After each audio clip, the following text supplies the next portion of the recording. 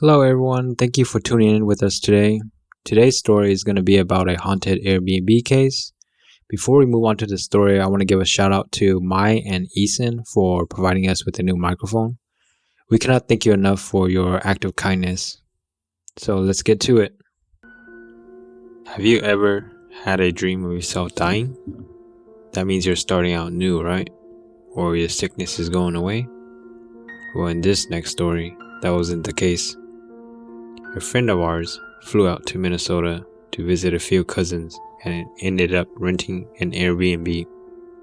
When they walked into the basement, they had an eerie feeling that gave them the creeps. Ever since then, my friend came back and he's been dreaming of himself committing suicide and been dreaming of an old lady chasing him down while flying. This occurrence happened for 2 weeks straight before he decided to seek for help. This friend of ours overheard the brothers from our other story, the three brothers, talking about their experience. They told him how I was able to help them. If you haven't listened to that story yet, I would highly recommend that you check it out as well. We'll leave a link in the description below. Here's how it went. When we started the session, my wife lit up the white candles and incense on my altar as the white glow and the gray smoke filled the room. I called up my friend and told him to wait patiently as I investigated his case. I closed my eyes and began my shaman chants. As soon as the chants finished, an older Chinese grandma popped out. I asked her for the reason behind her haunting. She said, "Lo to ku va ku je, to pa te o to wa shachitaku." I grabbed a hold of the phone and asked our friend, "Did you by any chance throw a party at the Airbnb?" He responded, "No, we took a walk into the basement, but that was it." That particular basement had eerie vibes and we were just chilling in the basement. I then turned to the grandma and asked for more clarification. She responded with the same message, saying that they disrespected her house and that they caused a ruckus. I then asked my friend again, "Are you sure you guys didn't throw any parties or anything? Because this old lady said that y'all made a big scene and you guys were pretty rowdy." He then answered, "Well, we did hang out there, but it was only for one day." This confirmed that they did exactly what the old lady had mentioned. I then asked the old lady what she wanted in order for her to leave. She then asked for 12 Joss paper bolts for disrespecting her. I then turned to my friend and told him about what she wanted and if he was willing to agree to her terms.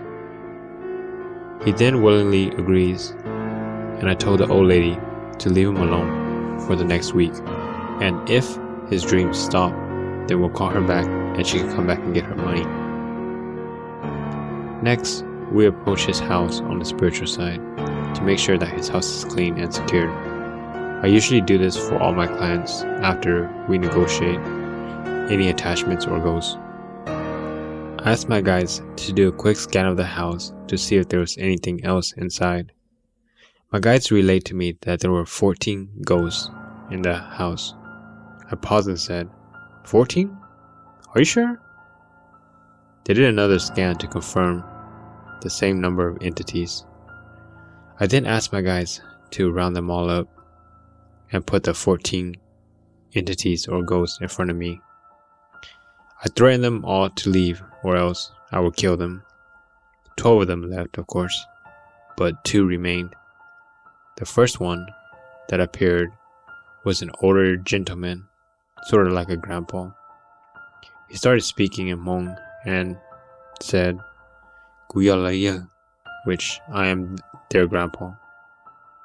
My guys told me that he was their grandpa, but for some odd reason I kept having a feeling that if he was their grandpa, then how was my guides able to catch him? He spoke as if he was their grandpa and made it sound that way. but I kept having second guesses, so I asked my guides to double check again. As soon as my guides double checked, he morphed into his true form, and my guides told me that he was a datsing naku, or like a wild ghost or spirit. At that moment, I sensed fear from the ghost, as he knew I was furious. He instantly told me, "Okay, let me go. I'll leave right now. Please don't kill me." My guides released the ghost as he runs off into the horizon. The last entity was a male figure. He was standing next to their sister. I asked him, "Why are you following their sister?"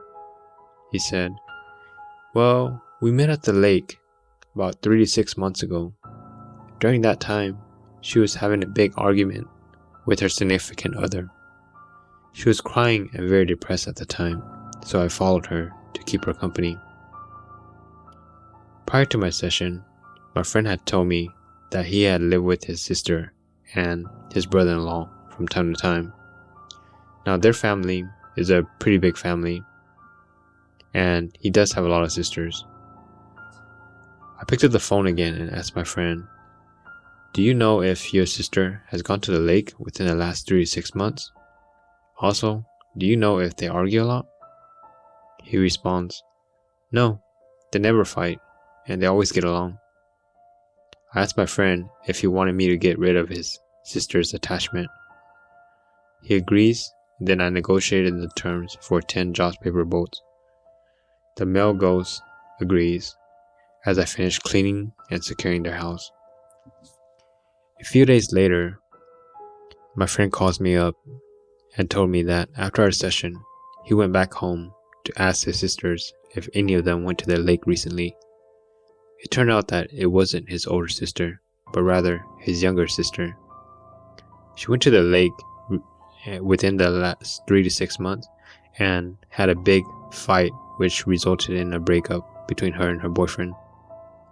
My friend had a heart-to-heart talk with his sister after confronting her about the argument that was brought up during the session. The sister broke down after they spoke about the incident, and it brought them much closer together.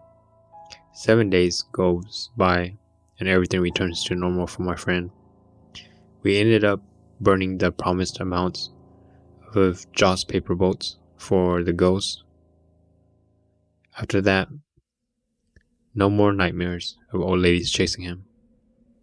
No more dreams of seeing himself commit suicide. The next time you decide to rent an Airbnb, pay extra close attention to your vibes that you're getting off the place.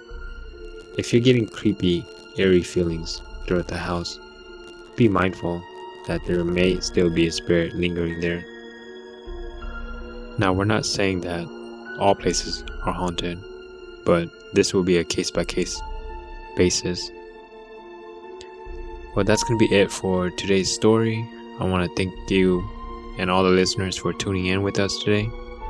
And if you have any stories that you would like to submit, our bio is in the link in the description below. We'll greatly appreciate it if you all could like, comment, or share the video. Thank you all for tuning in today, and we'll see you in the next one.